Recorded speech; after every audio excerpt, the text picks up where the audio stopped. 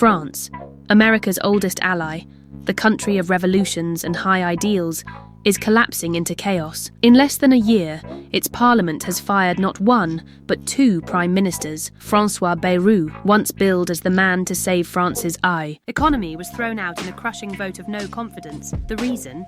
His brutal plan to slash 44 billion euros from the budget, a plan that lawmakers across the spectrum rejected with fury. But here's the twist no one in America is talking about. When France shakes, Wall Street trembles, NATO feels the strain, and US, politics suddenly look a whole lot more fragile. Tonight we are diving into how a government crisis across the Atlantic could send shockwaves through Washington, through global markets, and right into your own wallet. Stay tuned, because this is not just about France, this is about the future of democracy itself.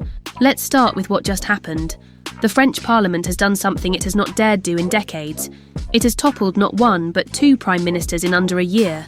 First Michel Barnier last December, and now François Bayrou. Both men fell while trying to do the same thing, cut spending, rein in the deficit, and convince markets that France is not spiralling into financial ruin. But instead of stabilising the country, each attempt blew up in Macron's face. Bayrou's plan to slash 44 billion euros was meant to show discipline.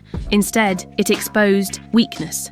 The left painted it as cruelty, the right painted it as betrayal. And when the vote came, he was crushed. 364 to 194. In political terms, that's a landslide rejection. And here's where it gets brutal. After the vote, France's unbowed leader Jean-Luc Mélenchon did not just celebrate Bayrou's downfall, he aimed his fire straight at Macron, declaring, "Bayrou has fallen, now Macron must go." Think about that for a second.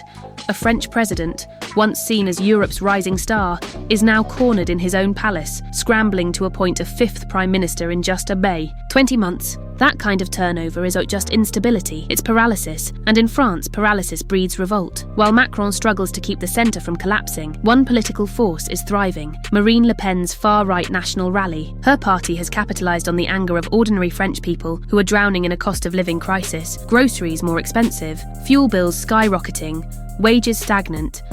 And as always in hard times, resentment toward immigrants and outsiders is growing. Polls show the far-right gaining momentum, and while Le Pen herself is entangled in an embezzlement conviction she's appealing, her movement has never been stronger. The French streets are restless, protests are growing. On Wednesday, massive demonstrations are expected nationwide. The far left is furious, the far right is emboldened, and the centre? It's shrinking by the day. France's budget deficit, at nearly 6% of GDP, has spooked investors across Europe.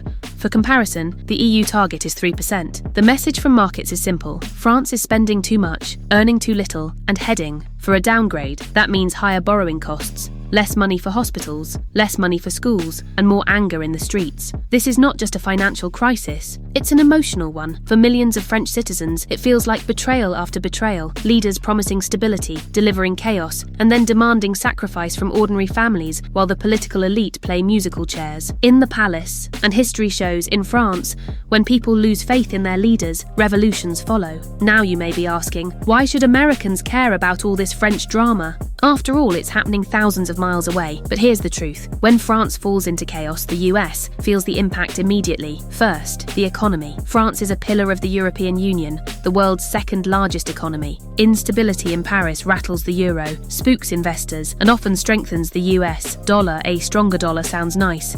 Cheaper imports, right? But here's the catch. American exports get crushed. Farmers in Iowa, manufacturers in Michigan, tech companies in California, all suddenly less competitive abroad. That means lost jobs, lost revenue, and more pressure on the US economy. Second, NATO and defence. France is America's oldest ally and one of NATO's strongest militaries. When France is weak, NATO is weak. Macron has been a crucial voice in Europe's response to Russia's war in Ukraine. If he's distracted, or worse, replaced by someone less committed, that burden falls on Washington. More US money, more US troops, more US responsibility. Third, global leadership. France often leads Europe on climate policy, digital regulation and trade. If Paris cannot govern itself, Brussels slows down, and that leaves a vacuum that Washington and Beijing will rush to fill. And finally, the diplomatic ripple. Macron, despite his troubles at home, has been a heavyweight internationally. But with his presidency now weakened, America loses a reliable partner against Vladimir Putin. Against Iran's aggression, against China's influence. In other words, US foreign policy just got a lot harder. So yes, France's crisis matters. It matters to Wall Street, it matters to NATO, and it matters to every American who pays for gas, buys groceries, or worries about the next war. When France shakes, the world feels it, and America pays the price. The French are living through a storm, leaders collapsing, institutions crumbling, and citizens losing faith. But here's the bigger question. Is this France's problem alone, or is it a warning sign for the rest of us? Look around. Gridlock in Washington, anger in the streets, rising costs, fragile trust in government. Sound familiar? France may be showing us the future of Western democracies, fractured, unstable, and vulnerable. So what do you think? Is France's chaos just a European drama, or is it a mirror reflecting America's own political breakdown? Drop your thoughts in the comments below. I will be reading them tonight, and do not forget to subscribe, because this story is not over.